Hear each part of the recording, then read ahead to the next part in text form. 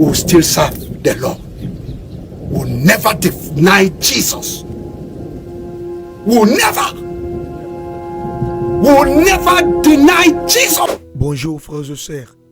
Aujourd'hui, je vais parler d'un sujet que beaucoup préfèrent ignorer, mais que le royaume de Dieu nous demande de regarder en face. Les persécutions de chrétiens au Nigeria. Il y a quelques semaines déjà, le pasteur Ézéchiel, avec une douleur dans la voix, suppliait le monde d'ouvrir les yeux sur la persécution de chrétiens vivant au Nigeria. Le gouvernement nigérian a catégoriquement nié les faits. Il n'y a pas eu de massacre. Il n'y a pas eu de génocide des chrétiens au Nigeria. Et regardez aujourd'hui, y a-t-il encore des musulmans? Non. Nations Unies, je sais que vous me surveillez. Sénat américain, vous observez mes paroles et mes actes. Conseiller spécial de Trump, je vous en prie, dites à Trump de sauver nos vies au Nigeria. Frères et sœurs, ces mots ne viennent pas d'un journaliste.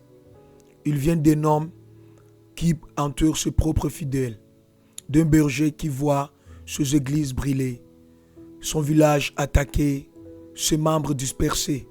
Son message n'était pas politique, mais un appel à l'église, un cri qui disait « Ne nous abandonnez pas dans vos prières ».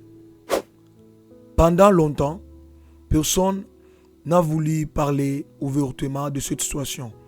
Puis récemment, le président américain Donald Trump a pris position. Voici ce qu'il a déclaré.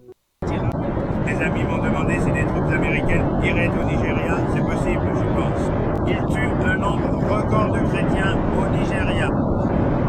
Et ils ont d'autres pays qui sont aussi très mauvais également. Vous le savez, cette partie du monde, c'est très mauvais. Ils tuent les chrétiennes et les tuent en très grand nombre. Nous n'allons pas laisser cela se produire, monsieur. Que vous aimiez Donald Trump ou non, cela n'est pas le sujet. Ce qui compte, c'est qu'un dirigeant mondial a osé dire ce que beaucoup cachaient. Cette déclaration de Donald Trump a donné une voix à des millions de croyants restés dans l'ombre.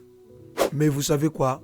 Après la déclaration du président américain Donald Trump, le gouvernement nigérien a nié publiquement qu'il n'y avait pas de massacre de chrétiens dans son pays et que le président américain Donald Trump exagérait disant qu'il y a de chrétiens persécutés au Nigeria.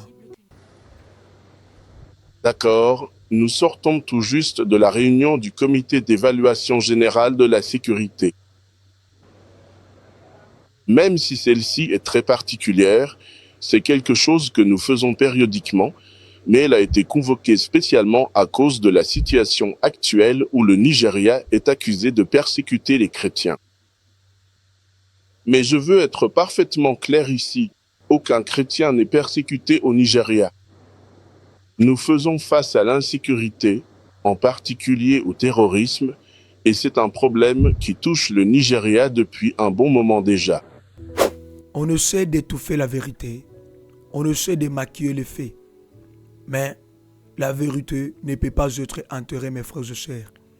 Car pendant que le gouvernement nigérien a nu, le cimetière continue de se remplir. Les chrétiens continuent de se disperser. J'ai vu une vidéo du pasteur Ézéchiel dans une église, ou plutôt de ce qu'il reste de leur église. Le mur brisé, la toiture arrachée, les djihadistes étaient passés par là. Mais ce qui m'a le plus marqué, ce n'est pas la destruction physique, mais la manière dont le pasteur et ses fidèles continuaient de louer le Seigneur malgré la douleur et les larmes.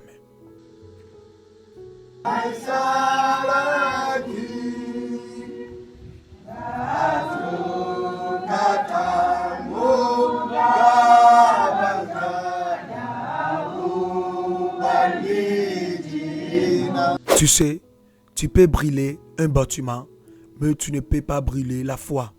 Ce qui se passe au Nigeria n'est pas un conflit tribal n'est pas une simple insécurité, c'est une guerre spirituelle. J'ai fait cette vidéo pour une raison simple, réveiller l'Église.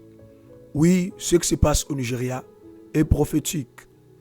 Oui, les persécutions qui se déroulent au Nigeria annoncent clairement que le retour de notre Seigneur Jésus-Christ est proche. Dans Matthieu 24, le Seigneur a dit, « Vous serez haïs de toutes les nations à cause de mon nom. » Nous y sommes. Ce n'est pas le moment d'être tiède, mes frères et sœurs. Ce n'est pas le moment d'être distrait. Ce n'est pas le moment d'être plongé dans les conflits internes. Mais c'est le moment de prier pour les uns les autres, de s'attacher à la parole de Dieu et d'attendre le retour de notre Seigneur Jésus-Christ. Le corps du Christ souffre et nous avons une responsabilité de prier pour le chrétien persécuté au Nigeria, pour le pasteur comme Ézéchiel, pour les orphelins et les veuves, pour la protection de l'Église du Seigneur. Car une chose est sûre, le diable sait que son temps est court, c'est pourquoi l'attaque devient intense. Avant de conclure, j'aimerais vous dire ceci. Abonnez-vous sur cette chaîne si vous ne l'êtes pas encore. Ici, nous parlons de la vérité, nous réveillons l'Église de Dieu et nous nous préparons ensemble pour le retour de notre Seigneur Jésus-Christ. Frères et sœurs, les signes sont là. Restons ensemble dans la prière, dans la vigilance. Le roi revient bientôt. Soyons prêts.